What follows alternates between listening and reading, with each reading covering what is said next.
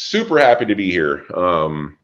500 attendees. Is that what I saw on Facebook this morning for your webinar this morning? Congratulations, man. What a huge success. Congratulations. Super proud of you. Very happy for you. I know all the hard work you put in behind the scenes. What you do is fantastic, and I'm just really kind of humbled to have been invited to share my story with you here today. So just looking forward to doing more work together, and looking forward to sharing my story with your attendees, which is, as you can see, titled PTSD by 1,000 Cuts. And kind of the background behind this story is you and I working together probably a year ago now, on a different project, and we were talking about just all the different types of circumstances and events that lead towards first responders like us to experience post-traumatic stress. And then I started to share my story on how I don't have a very fantastic story like some people do. I have what I in the past considered a rather dull law enforcement story compared to others. And yet here I was experiencing post-traumatic stress anyways. So we started talking about how common and how unfantastic that story kind of really is. But now that I've got you all baited, I've baited the hook with this very sexy title of how common my story is and how very unfantastic my story is. We both realized that maybe I should share it. And I've tried to share it in the past in certain circumstances and in front of certain audiences, a few people here, a few people there. This type of audience, don't think I've ever had the opportunity to share it with such a large audience. But I thought, and we thought, that the fact that it was such a common story was what made it so important to share. So what we really have got here is I got to go back to my early years. My early years in law enforcement, my first 5 years or so, and this goes back ways. Just last month, I celebrated my 25th year on the job. So this goes back to 1996, 7, 8, 9, 2000. Those early years in my career when I was going through some training. And believe it or not, there was wellness training. There was back then. We might have called it other things like officer survival, or we were practicing combat breathing, but we were going through some officer wellness type of training back then, under different names. But they were trying, as a law enforcement community, we were trying to get our foot in the door on surviving the job and longevity and sustainability. And I remember those early years and going to go see a couple people speak, 2 people specifically. And one of them, they had similar but different stories. One of them was talking about his experience on the job, and he had been in a gunfight, and he had been shot in that gunfight, and how it led to him experiencing post-traumatic stress. And then that unfolded in a couple different ways for him, in very negative ways. The other story was from an officer that talked about having to have shot a man in a shooting, and how he experienced post-traumatic stress and how it unfolded in very negative ways for him. And then there were other opportunities for me to go to training, but those 2 opportunities, those 2 stories, and the others that I had gone to at that time were like not resonating with me, because at that time, and still to this day, thank God, I haven't had the experience of having been in such traumatic events. And the truth is, as a young officer, which I think young officers today might have the same state of mind or mentality, like, this doesn't resonate with me. I haven't been in a shooting. I haven't been shot. I haven't had these very fantastic but yet traumatic things happen to me to cause post-traumatic stress. So the lesson that they're trying to teach me would be important to me if I experience one of these singular events that really stand out and have a very traumatic experience on our moods and emotions and behaviors. So the truth is, it didn't go very far because I didn't think it was relevant to me. And if it was going to be relevant to me, I had to wait for that very that very traditional, that very stereotypical event that we liken to post-traumatic stress. But yet I constantly heard stories, and I really don't want to be too vulgar with our crowd here today, but my language might get rough from time to time, but that just kind of makes the story really what it is, because it was for me a rough story. Is I kept hearing stories about officers that had these type of experiences and then had careers that ended up with drug use and abuse, alcohol use and abuse. Now here we go, hookers, prostitutes, officers who are ethical and have strong foundations, finding their way into relationships with prostitutes, if you want to call it a relationship. And then extreme issues where they end up committing suicide. And, it just wasn't for me. That didn't resonate with me because I didn't have that extremely typical, that very stereotypical post-traumatic stress event.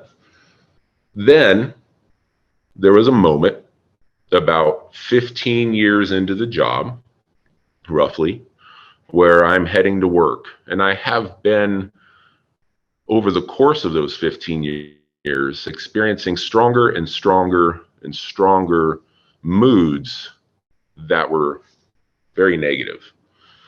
And I had people in my life, friends and family, telling me to pay attention to it. What is this? Why is this? Why are we fighting? Why are we arguing? Why are you experiencing these type of moods? And for the most part, their effort to connect with me went ignored. And right around my 15th year in law enforcement, I'm cruising on my way to work, and I'm heading to work, and I live about a half hour from the job. And I'm coming down the 10, and right here, as you can see, where the 202 splits. All right, I needed to head in one direction on the 202 to get to work, and the ramp that takes me off the 10 to head up to 202 to go to work is a nice, easy bend. And the transition that gets you there is this nice transitional bend.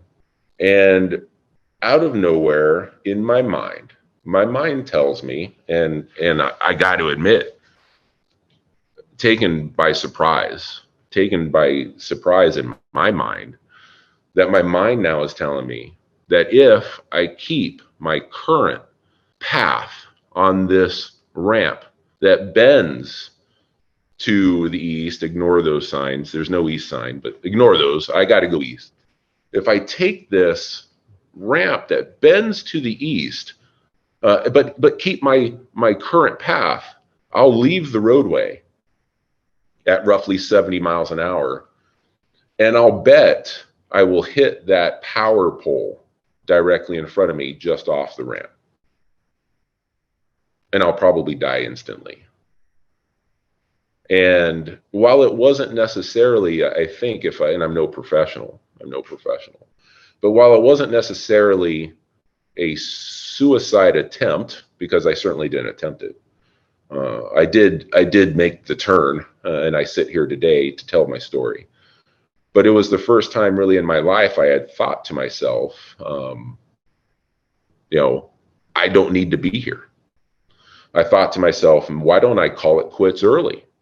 I thought to myself, my current life situation sucks so bad that maybe it's not worth experiencing anymore.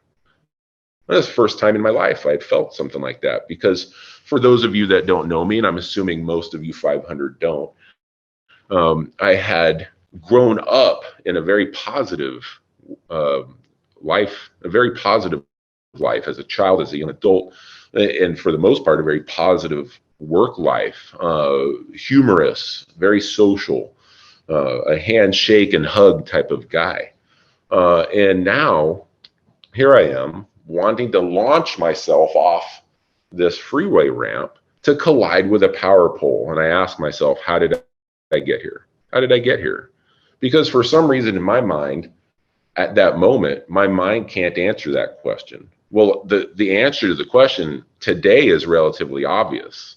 But at that point in time, it had taken me by complete surprise. How did I get here?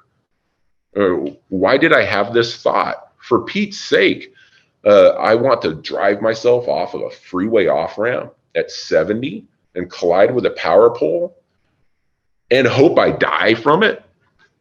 That seems at that moment highly crazy. And I understand. I've got good friends out there. I know that a couple good friends are watching, and they told me years ago to stop using the word crazy, but it seems to fit. It just wasn't me. How did I get here? And so fast forward a little bit, why I'm sitting here today, because I feel like the answer to that question is something that first responders, thousands of first responders are asking themselves, maybe even today. And I'm going to fill in the blanks. In the next couple minutes, I'm going to fill in the blanks between that question and answering that question, between the question and the answers. But at that moment, I was surprised that I was there. When the truth is, it was kind of hitting me in the face and kicking me in the butt for several years. Prior to that, I just wasn't paying any attention. So what brings me here today is not just to tell my story, because that's awful self-serving. Is the story is told so that first responders, everyone listening, can hear it. And if it applies to you, can hopefully feel something from it, learn something from it, can call me later on if they want to get more details, can call someone else if they want to get some help. Because I think I've got an extremely common story to tell, while at the same time, I admit, not very fantastic in terms of drama, but very common nonetheless. So I ask myself, how do we get here? So sometimes I like to start with some of the very, very important, sexy, statistical, data-driven information. I know you guys all love stats and definitions, but the answer to the question is, how did I get here? Well, let's take a look. While again, my career didn't involve that shooting, that life or death situation that quite often is the catalyst to post-traumatic stress, or for all of our first responders out there, our firefighters and our EMTs and our dispatchers and our medical health professionals.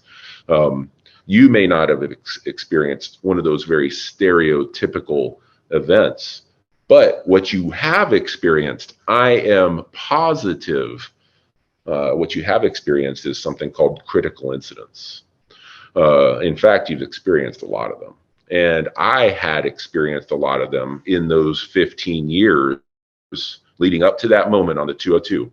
I had experienced a lot of them. But the mistake I was making was realizing that these critical incidents were contributing to post-traumatic stress.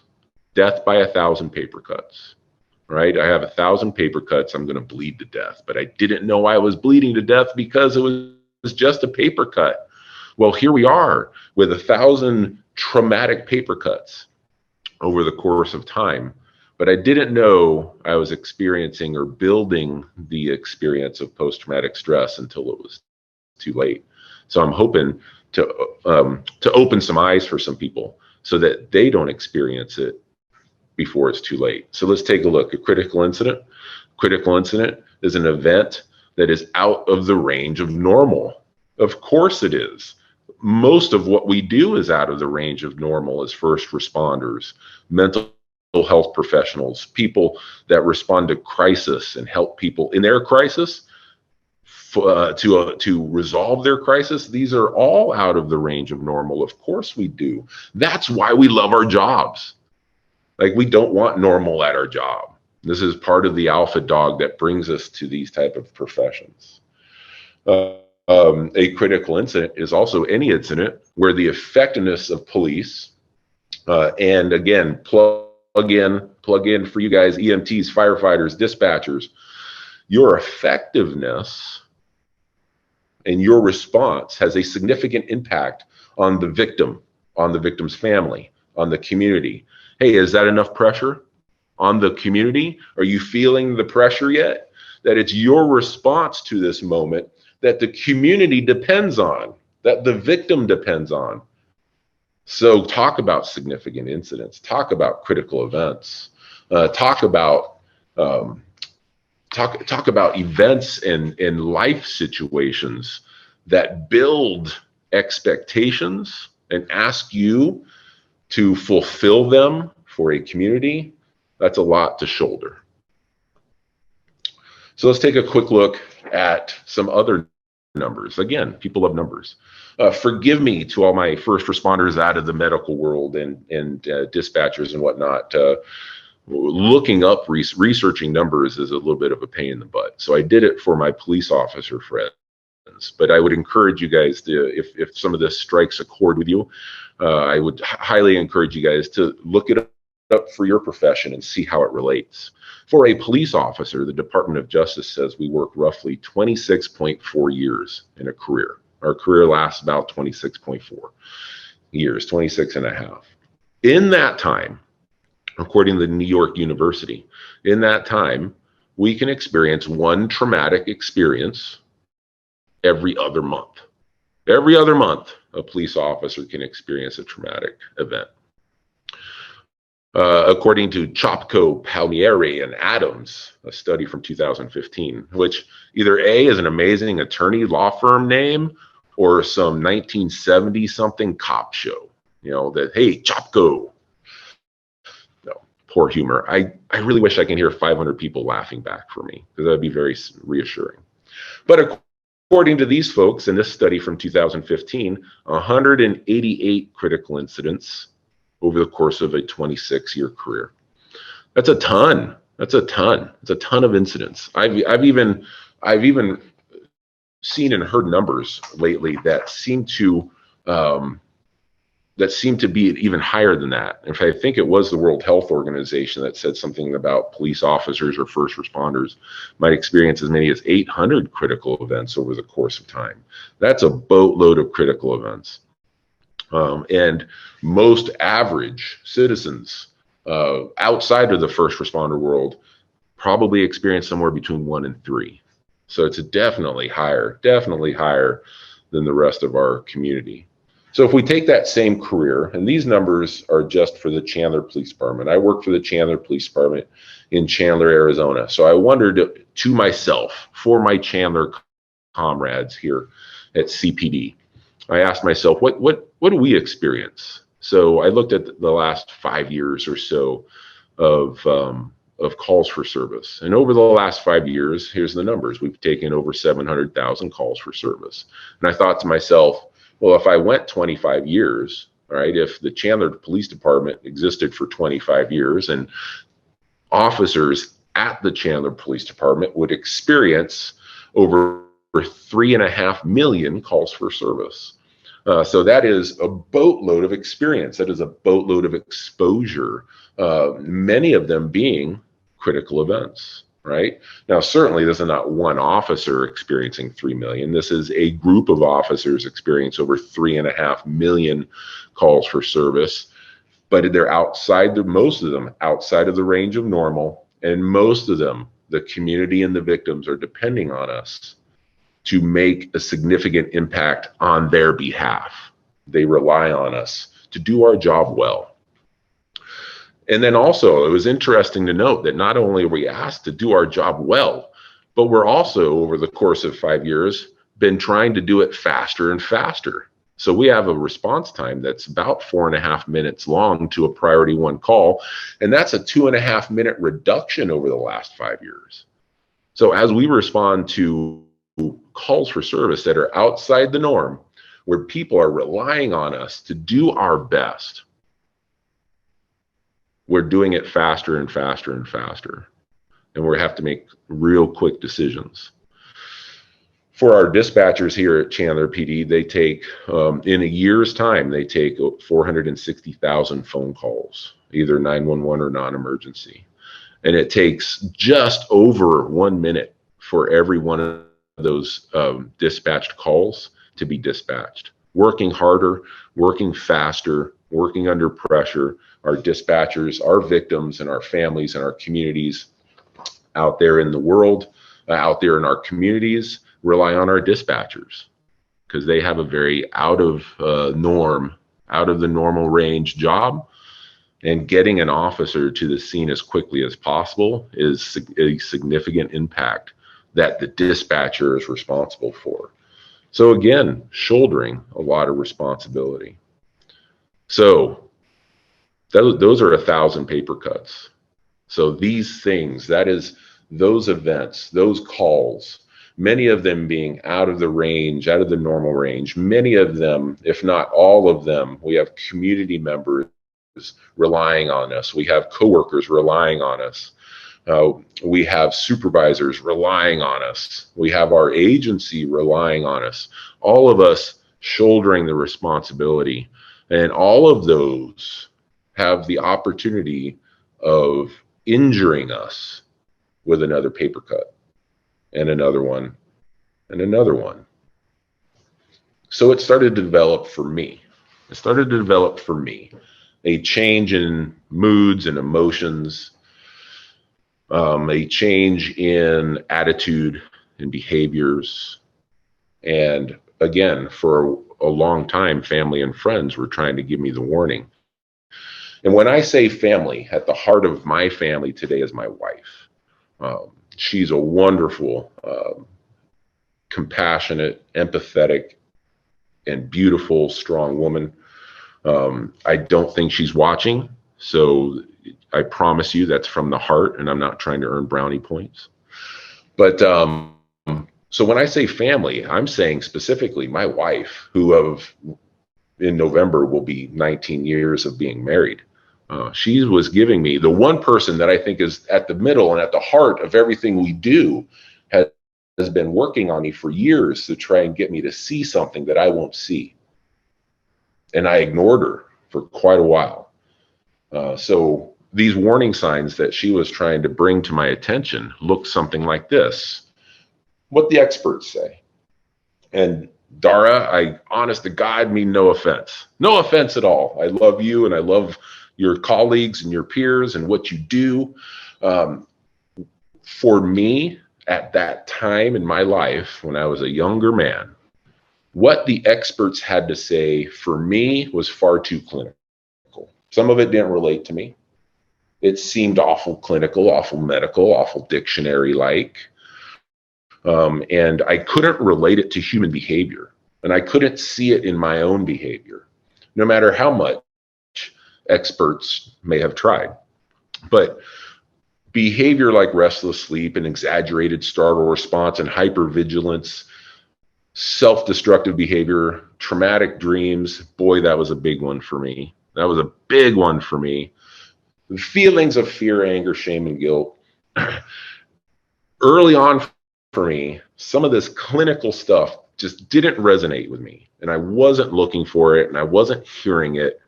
And if a book or a magazine or a therapist said it out loud, it was, again, something that didn't really hit me in the heart or kick me in the gut.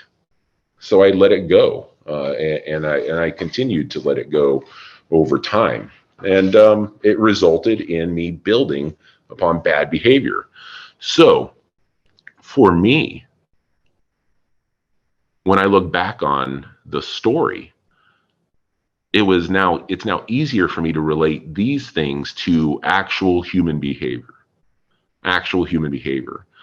And I think my colleagues in the first responder world can appreciate that. Is the clinical definition of post-traumatic stress includes these clinical symptoms. we can probably ignore them or write them off as no big deal because we're not connecting them to actual behavior that we can see. Well, let me share with you some of my behavior. So, crying over spilled milk. First of all, a couple things. One is this. All my life, I thought it was spilt milk. I was completely pronouncing it wrong. It's spilled milk. Two, there's an actual day.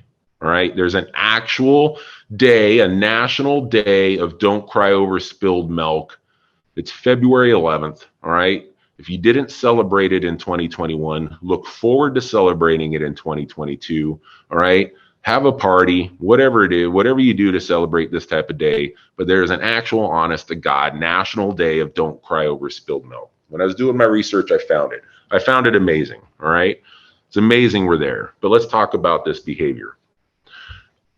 First of all, it really, in general terms, means while feeling this type of post-traumatic moods, while feeling things like restlessness and fatigue and fear and anger and guilt, what I was doing was taking a lot of the little things in life and magnifying them into giant stinking problems that did not need to be magnified or blown out of proportion. But what was interesting is I took the small things and blew them out of proportion. But yet when the big things in life needed attention, I found myself tapping into the alpha dog and handling it. If I had kids with school problems, I had it. If I had kids with grade problems, I got it, right? If I have a problem, if I have a big problem to solve around the house, I got it. Whatever it might be, if it's a large scale problem, it actually puts me in a very happy place and I get the problem solved. But when I reach into the fridge, true story, all right? True story. When I reach into the fridge and grab the milk out of the fridge, this was about 10 years ago, had to tip it a little bit to get it out of the fridge because it's there in the back, right? And I got other things in the way. I got some ketchup in the way. Who knows? I got some juice in the way. I got dog food in the way. Whatever, man. I got the fridge is packed, so I had to tip it a little bit to get it up and over the butter that was in front of it. And one of my kiddos at the time, who are now 16 and 15, almost 17 and 15, but then youngsters. Well, who am I trying to kid? Even as teenagers, they would still leave the cap undone. Of course they would. They didn't put the cap back on the milk. So when I tip it over to get it out, spilt milk. And it pissed me the F off. God, did I lose my cool. Completely lost my cool. Spilt milk. I'm crying over spilt milk. And it might as well have been just a complete someone set the house on fire type of accident. Anger, right? Feeling moods like anger. It means something when we see it clinically defined someplace. But when we're experiencing that type of anger because I spilt the milk, and when at that point in time, a 6 or 7 year old kid didn't put the cap on the milk, makes you blow your top.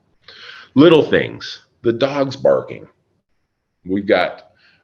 I have a wonderfully behaved 65-pound Doberman Pinscher. Wonderfully behaved, completely disciplined. My wife and kids have 2 Chihuahuas that still to this day, I kind of want to punt over the fence from time to time. When it's food time for those 2 little rats, they yap and yap and yap and yap and yap. They're super excited to eat. And we're all kind of we're a dog-loving family. But back then, when I'm in that type of mood, the yapping was driving me insane. Playing out on the family, playing out on me, playing out on my wife, crying over spilt milk. Which, remember, again, February 11th. It's right around the corner, people. Before you know it, bam, it's here. All right. Here's one of the big ones for me. All right. This is a big one for me. Because like I said, for those of you who didn't know me, I grew up extremely social. Dare I say life of the party type of guy. All right.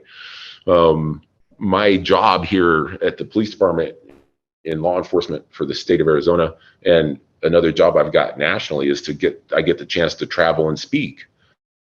So being social and being doing things like today is relatively natural and fun to me.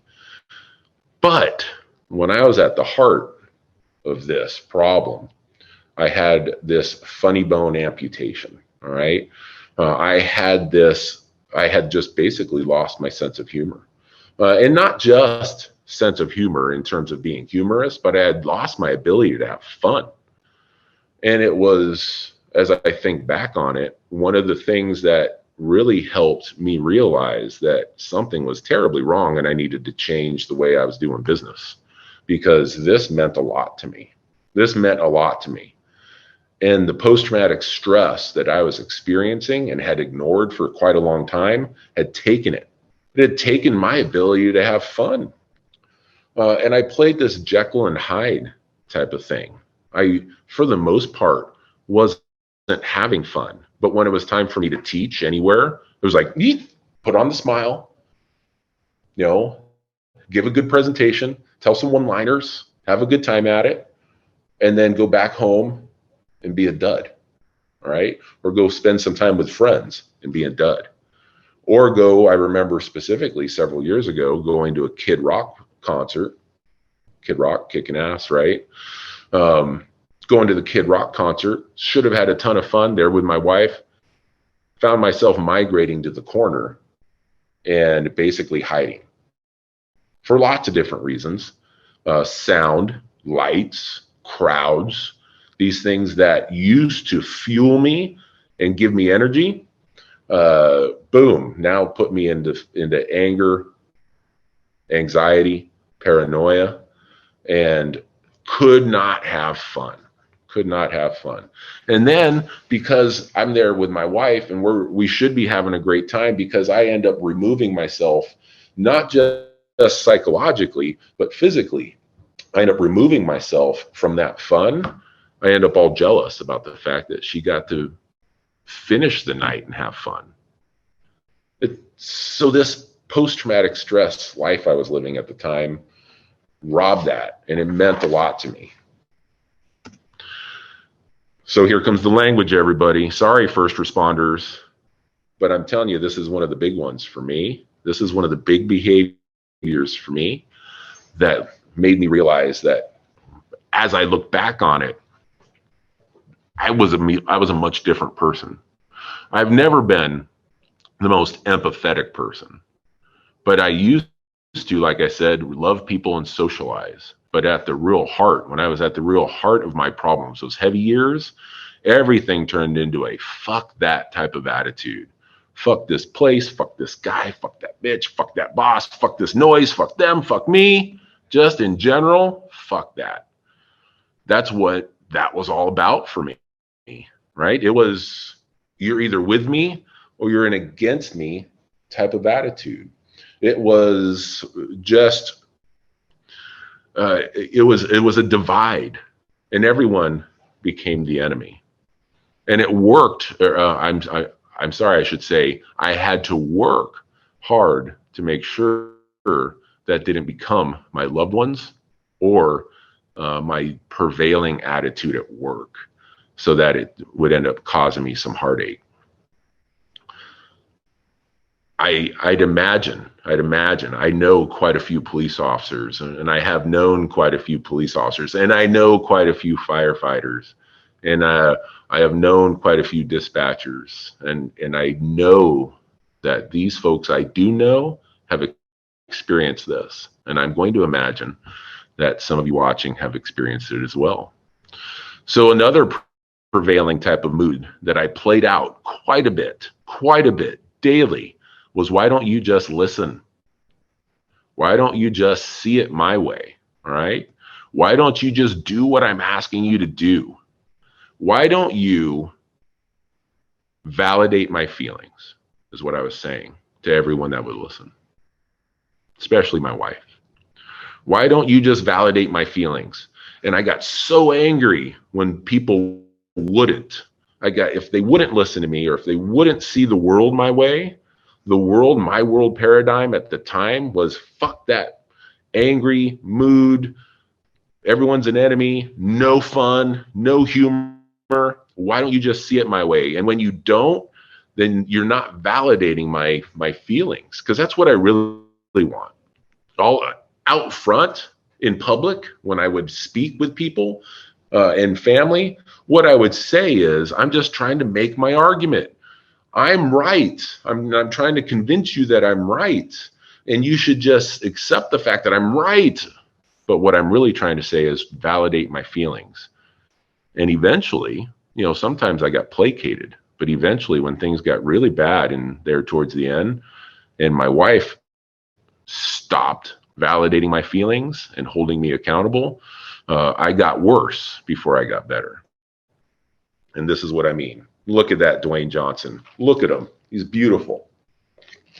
But I hate him, right? I hate him because my wife loves him, all right? And I use him as a stupid example of how, when you don't see the world my way, through anxious eyes, through jealous eyes, through paranoia, when you don't see the world my way, I end up hating the things that make me jealous, that make me paranoid, that give me anxiety. And I got to make fun of myself. I've got to now, right? And I hope to God you say to yourself, this is dumb, Dan, you're an idiot. I hope you say that about me, because, even though he makes good movies, damn it, he makes good movies. I don't want to admit it, but my wife just loves the man, as does 3 billion other women on the face of the planet. And because he's sexier than me, I find myself being stupidly anxious about things and stupidly jealous about things. It wasn't me as a young man. It wasn't me, but here I am under the control of some other power in my brain. And now at that point in time, not being able to enjoy the first Jumanji, which was a fantastic movie, but damn it, The Rock sucks. All right. I don't feel that way anymore. The Rock and I are on good terms. Right. The Rock and I are on good terms. So we're going to we get along just fine. But at that time, it really should have been an eye-opening experience for me. All right. So what was the turning point? What was the turning point? What really got me to realize that I needed to absolutely do something, because I was spiraling out of control? Right. First things first, I was on the brink of losing control. I realized I was now. And now that I want to launch my car off the 202 on-ramp, I'm on the brink of losing control. So I also noticed some other behaviors, like crying in my car. First of all, when again, doing some research to build this, I knew that there were times I was at work and I needed to find a very safe place to be so that I could cry. For whatever, it didn't matter what reason, angry about something, sad about something, whatever it was. Maybe it was a conversation with my wife, and again, she wouldn't see the world my way. So I cry. Whatever it was, just here comes the tears.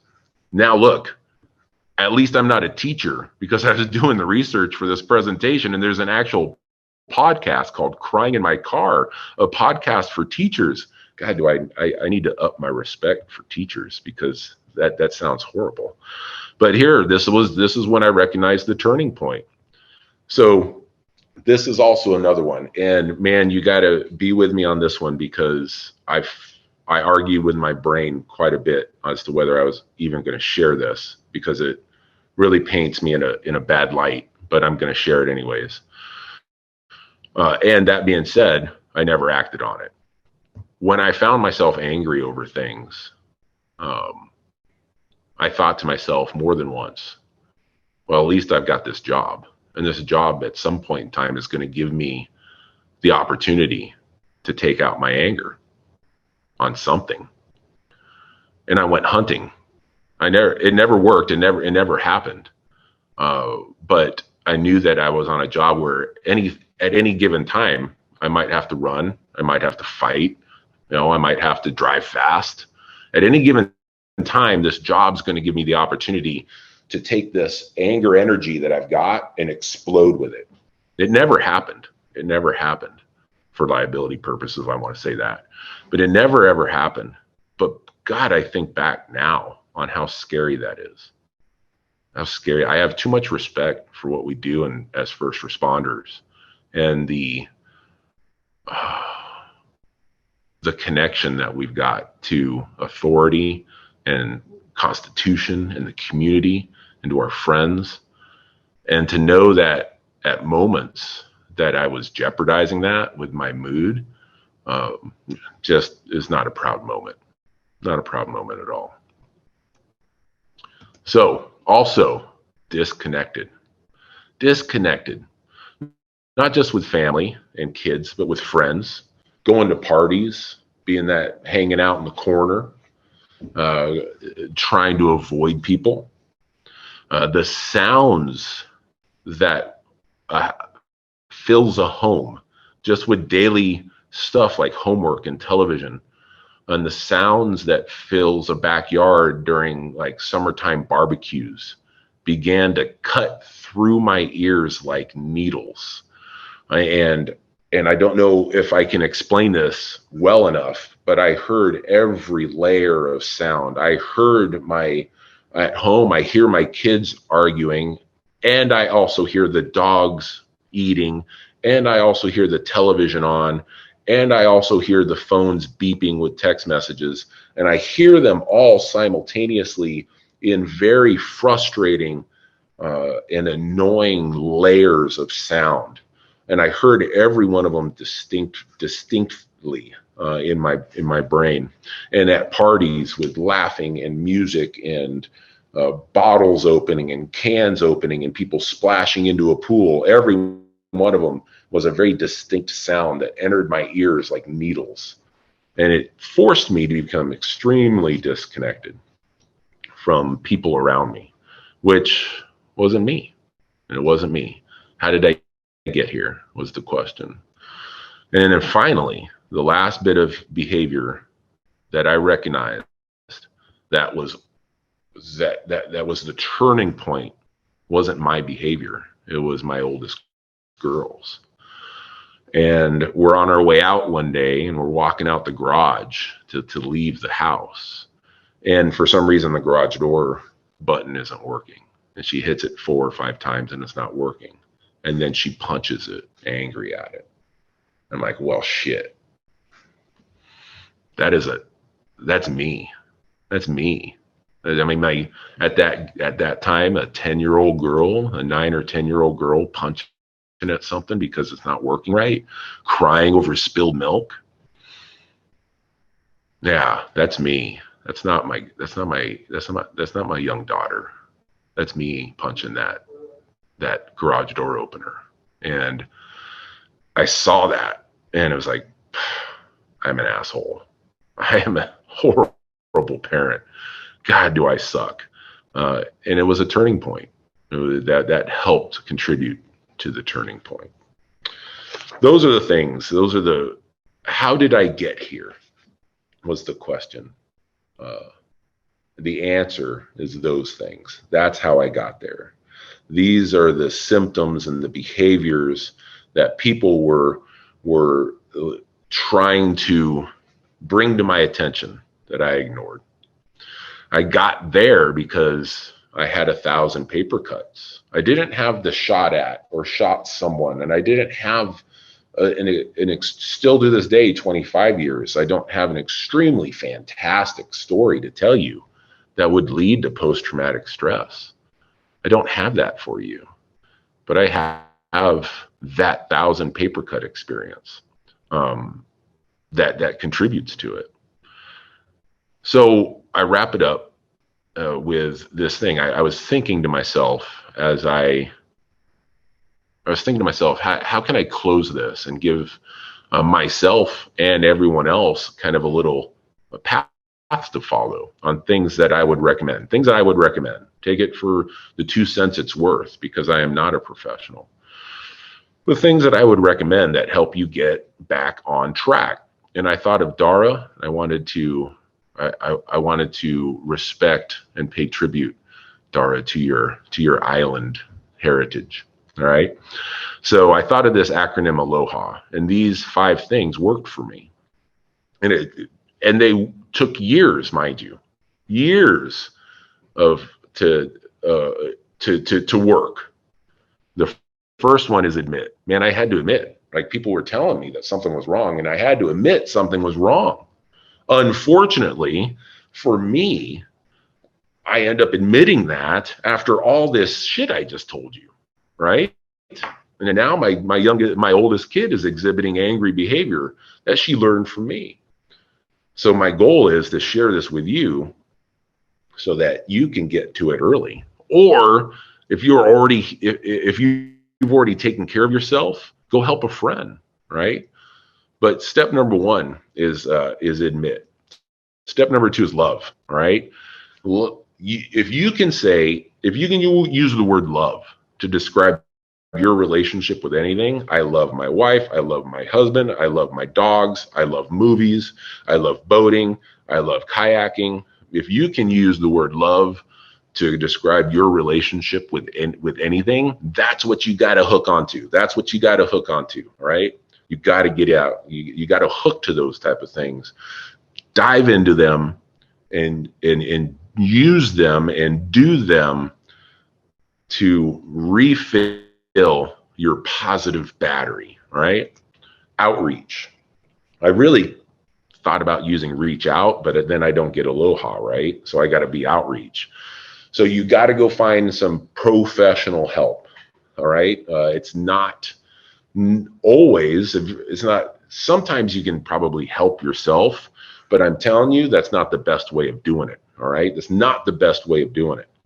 So what we want to do is latch on to some professionals that are out there. I've had therapists, and I've had doctors, and I've had friends. I think you've got Kepra Jack coming up later on. She works for HeartFit. I went to HeartFit for many, many years. They were critical in terms of taking care of me medically. Getting me pointed in the right directions psychologically.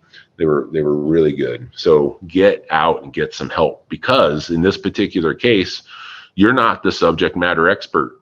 All right. You got to have some humility. In this particular case, you are not the subject matter expert.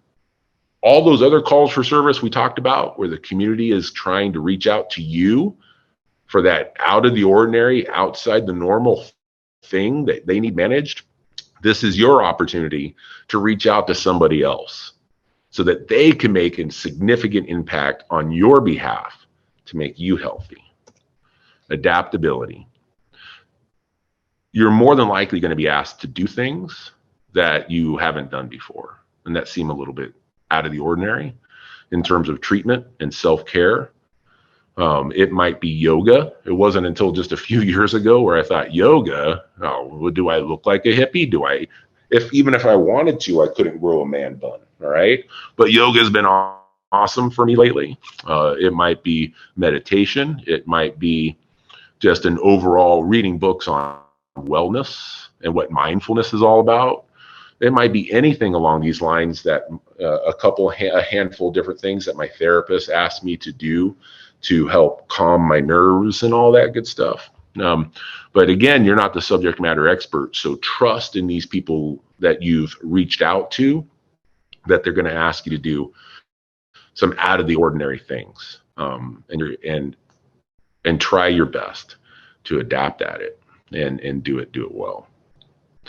So how did I get here? That's how I got here. Why am I here is really the answer to that question is to help, right? To share the story, not necessarily in terms of for anything self-serving along those lines, but to share it so that you can help, someone at some point in time, or you can help yourself at some point in time. And I've shared with lots of people that are close to me, that I just want first responders to start paying attention early, so that you're not an old fart like me trying to treat your symptoms. So that's it. That's my story. I appreciate the opportunity to get this kickstarted for you, and I hope it was an okay, common, and unfantastic story for you. Dan, that is really incredible. And I'm getting a lot of feedback in the chat saying, they really appreciate your honesty and your openness. And this is just so real. And I think this is exactly what people relate to, right? I could not think of a better person to open a conference besides you. You are such a genuine man. I did not even know some of that story that you shared before, which was, just seeing the 202 east, the west and north sign, and then thinking about you crashing into that pole, and what an awful loss that would have been for all of us. You and I would not have met. I mean, just so many things would have really kind of trickled down from that. I mean, what a sobering thought to think about where you were compared to where you are now, isn't it? It is sobering, and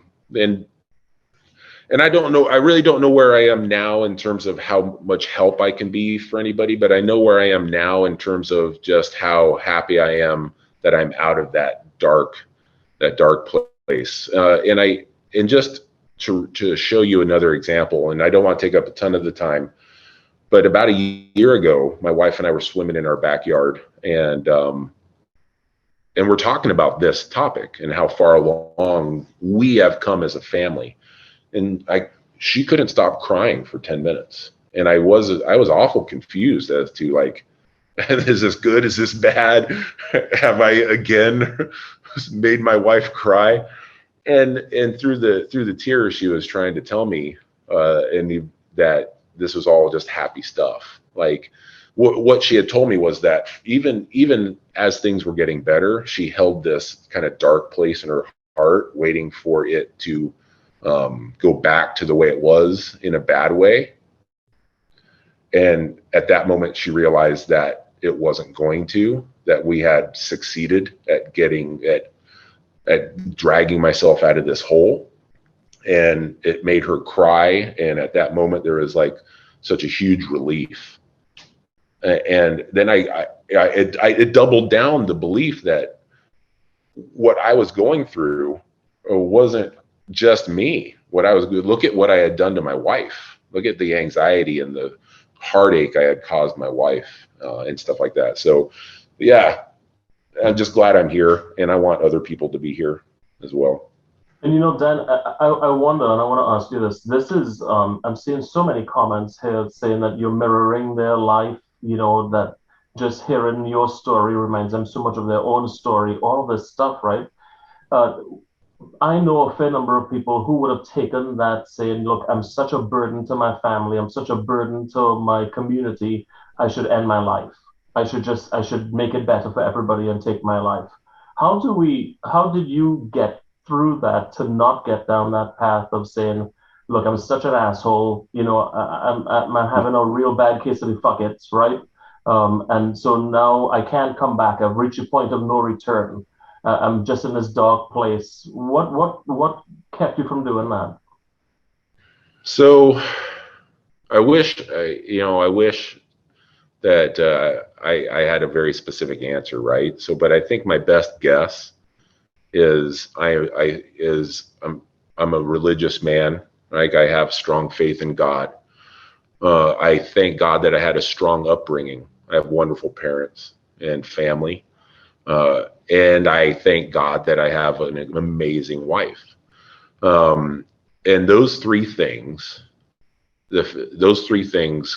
over the course of time, even in those dark times, kept filling me full of enough value that the idea of completing suicide wasn't an option.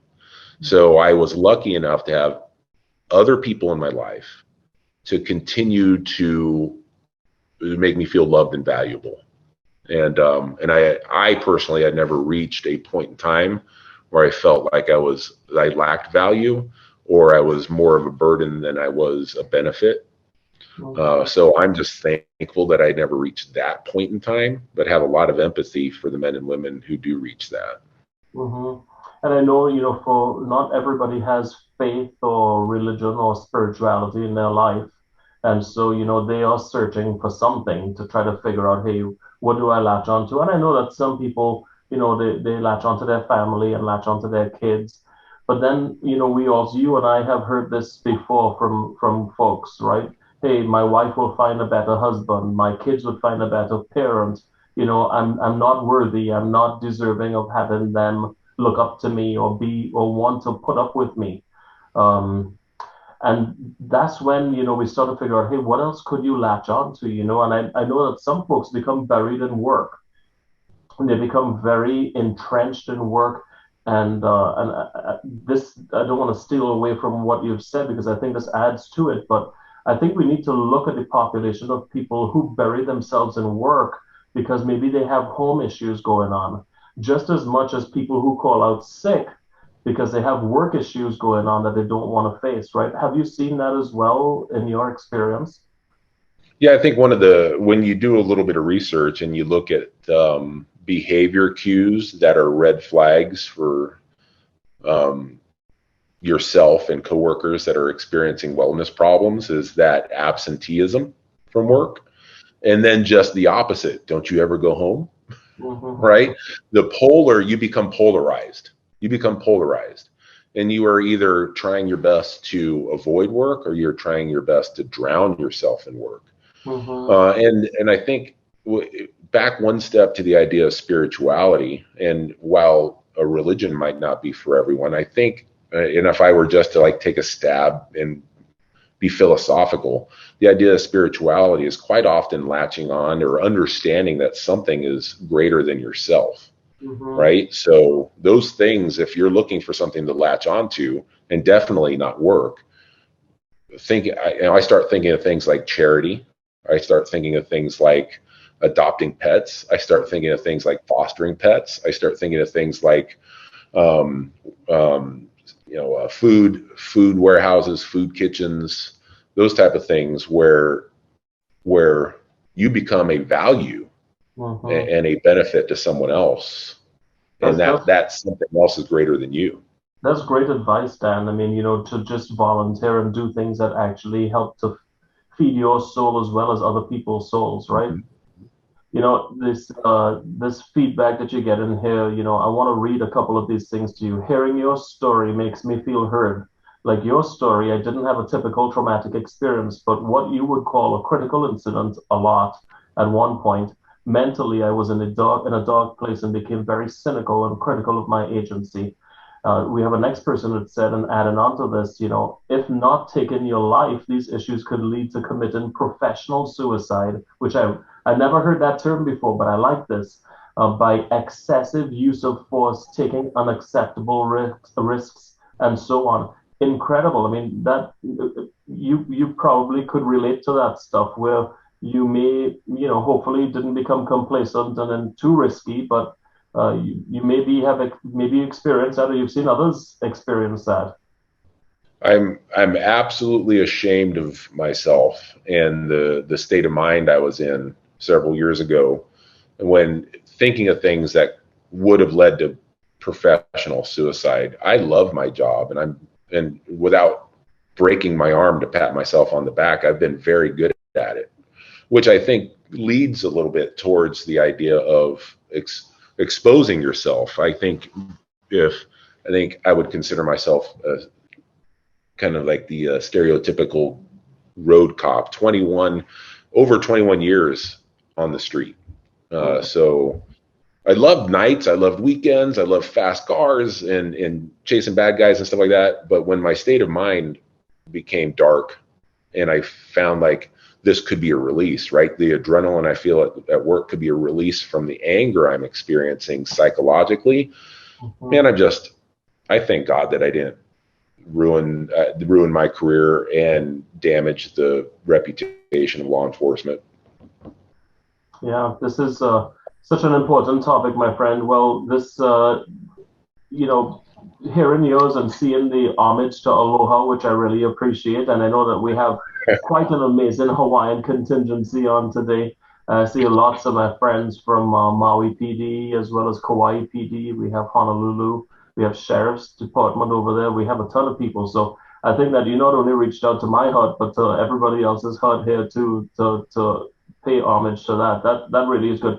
Yeah, I love that. I think it's really cool. I talk oftentimes about humility, and I say that, my wife happens to be here in the room today, so it's not like yours, but I will say that that one of the things that I have opened myself up to in terms of humility is receiving feedback that I'm being an asshole, and that's just as plain as day, and I know that initially, our first thoughts are to dig our heels in and to say, no, I'm not, you are, but it doesn't really serve us well, right, from a humility standpoint, because I like to accept that feedback to say, you know what, you're probably right. Maybe I've been taking on too much and I haven't been thinking about, how I've been responding.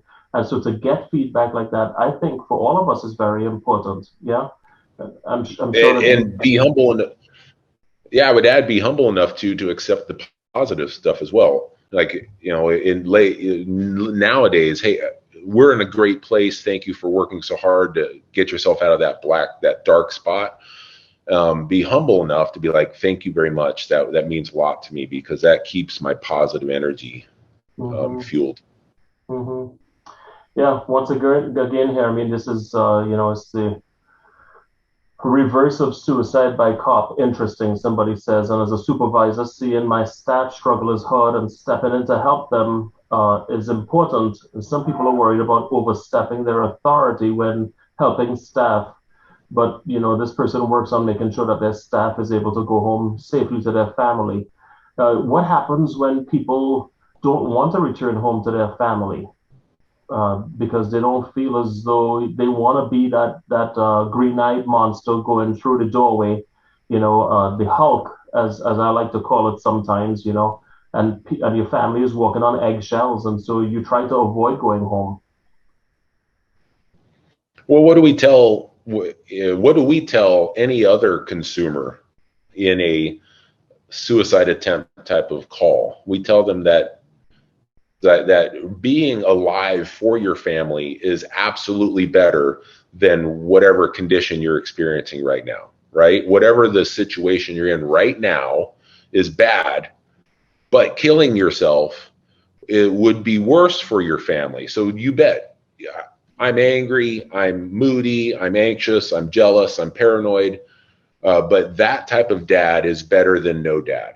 hmm And if it's true for all the other consumers that we respond to and try and alleviate their crisis, then it's true for us as well.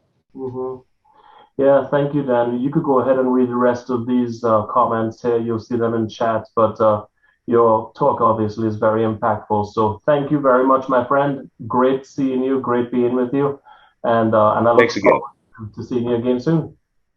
All right. Thanks, Dara, and everyone. Have a good day.